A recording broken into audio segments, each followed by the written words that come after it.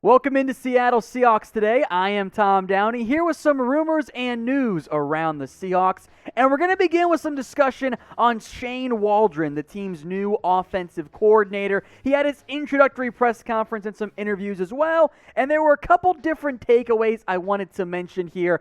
The two biggest ones for me. Number one, his goal is to structure the offense around Russell Wilson. Now, that should not come as a surprise. That should not be a, oh my goodness, wow, look at that from Waldron. That should be a, I hope that's your mindset, and that checks off a significant box for me.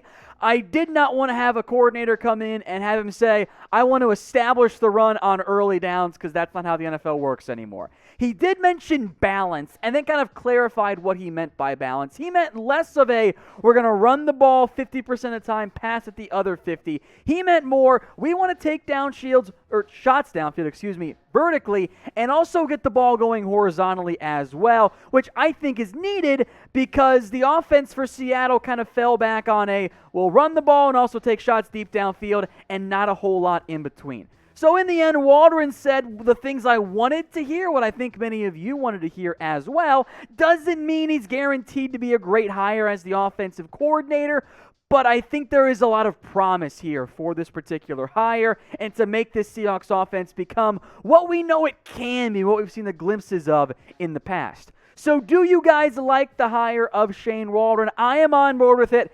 Yeah, it's maybe not the biggest, sexiest name out there, but it is so much better than Adam Gase. So if you agree with me, simply like the video, show some support with your upvote.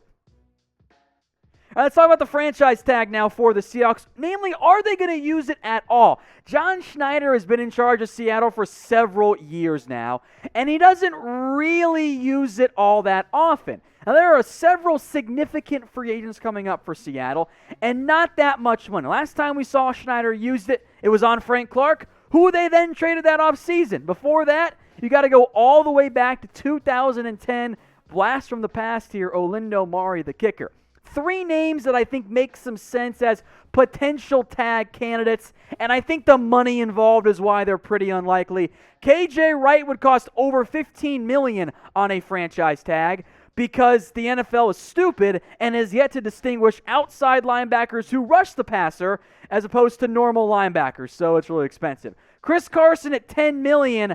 I don't think he gets $10 million per year on the open market, so that's way too much to pay him. Shaquill Griffin is the one that makes you go, maybe, but it's almost $15 million. I think that could be around what he gets on the open market, but it makes a lot more sense for Seattle to, instead of pay him 1 year $14.9 million or so, those are all the projected numbers right now, to give him a multi-year deal where you can lower that cap hit in year one and push some money down the road when the salary cap goes up. So should the Seahawks use the franchise tag this year? Simple yes or no question. Type Y for yes, they should, or you can type in your N for no, that's not a route you want to pursue.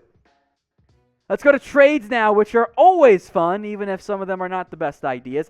Bleacher Report put out an article, 3 top trade targets for Seattle to go after, and I honestly don't know about any of them. So we'll go one at a time here. It's Zach Ertz, Geno Atkins, and Harrison Smith. We'll begin with tight end Zach Ertz. He's coming off an injury-filled year. He's on the wrong side of 30, and he's owed a little over $8 million by a new team if traded. Now, to be fair, Seattle almost paid Greg Olsen that amount of money. Bleacher Report suggested a simple mid-round pick as the trade cost, which is a bit problematic for Seattle because they don't have very many picks. A 4th, a 5th, and a 6th, I guess, would be your mid-rounders. I think a 6th qualifies as a late-round pick. So are you going to move a 4th or a 5th and pay a tight end almost $8 million? I don't know if that's the best usage of your available capital from a money perspective and from a draft pick perspective. You have Will Dissly. You spent a mid-round pick last year on Colby Parkinson. I know Jacob Hollister and Luke Wilson are pending free agents, but I think you can get by with Dissly and Parkinson as tight end 1, tight end 2. I don't want to pay Zach Ertz over $8 million when, frankly, even when he was healthy, Dallas Goedert kind of surpassed him as the best tight end on that roster. So if Zach Ertz gets cut, at that point I'm much more intrigued. But trading a mid-round pick, which I don't think he goes for, frankly, not at his age and his cap and his production, doesn't really intrigue me all that much, so I would probably pass on Zach Ertz. Now, if you guys have ideas on who you want to trade for, just let me know in the comments section. I'll make this question the pinned comment, giving you guys a chance to scroll on down, especially if you hit the ad break here on YouTube, and let me know who you want Seattle to trade for. Let's talk Geno Atkins now, next up here. Similar boat as Zach Ertz, right? Injury-plagued year, was even less productive than Carlos Dunlap was before his acquisition by Seattle. Now, Atkins' time with the Bengals, it's over. He's got 2 years left at almost $25 million total, and I think there's a very good chance they outright cut him. The money's a big problem, though, for Seattle. 2 years, $25 million? I mean, you might not bring back Dunlap at just a little bit more than that on a per-year basis. And Atkins, in reality, is probably not as good, especially anymore, as Jarran Reed is.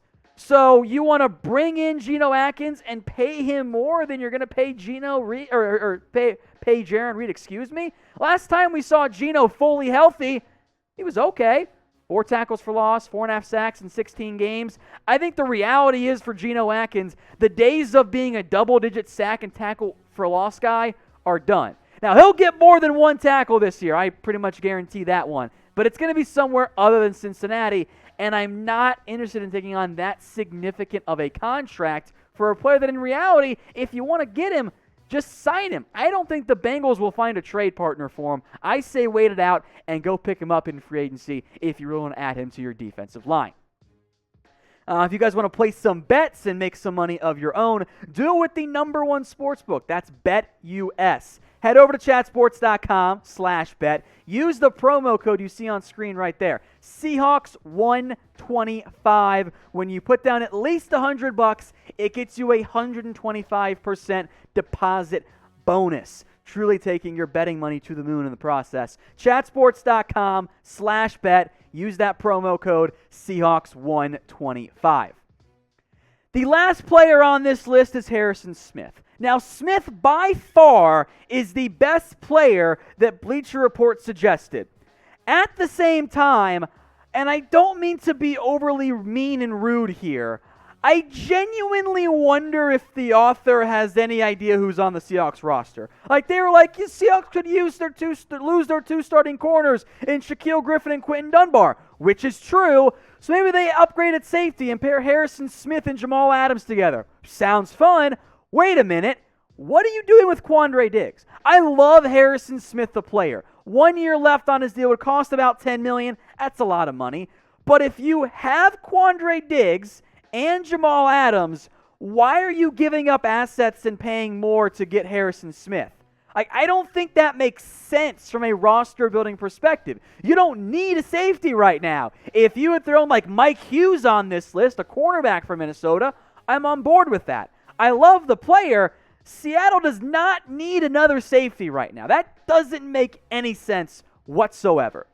So I'll give you guys an option here. Pick one of these 3 players to trade for. If you want Harrison Smith, type in S. You want Geno Atkins? Type in A. It's E for Zach Ertz. I'm going to make you pick one, so I'll pick one as well. I don't love any of the 3 options. Of the 3, I'm going to type in my E, though, for Zach Ertz. Speaking of Quandre Diggs, how about trading him away? Okay, FanSided suggested moving him, which I don't love, but I think they made a decent enough pitch here. Now, Diggs is in the last year of his deal at a little over $5.5 million. I do think you'd be able to get a pretty solid return on your investment in Diggs. Remember, the Seattle got him for next to nothing. The Lions just gave him away for reasons I will never understand. So this was FanSided's proposed trade. Cowboys get Quandre Diggs, not Jamal Adams for Dallas, but a different safety who actually kind of fits them a little bit better right now. And Dallas gives up one of their 3rd-round picks, number 75 overall. I don't hate this idea. It's a good return for Seattle. The Cowboys get an impact player. I wonder if it's too much for what Dallas would feel comfortable giving up. But if you can get a top 75 pick, you could spend that on an offensive lineman. You could spend that on a cornerback and then maybe move Marquise Blair to safety. Just a thought there. So who says no? Type DAL for Dallas or type SEA for the Seahawks. If you get a top 100 pick for Quandre Diggs, who in general I want to keep, I think you at least have to consider that one there. The only thing that gives me, at least I should say, what gives me the most pause, is what do you do at free safety now? Of course, you're going to keep Jamal Adams. You could put Marquise Blair back there, and then you could find a new cornerback in the draft. You save a little bit of money. That's doable. Of the trade this guy away, going up against the likes of Bobby Wagner and Tyler Lockett, I like Diggs a lot, so I don't want to, but he's the one that has made the most sense of all the different suggestions we've gone through here on Seattle Seahawks Today.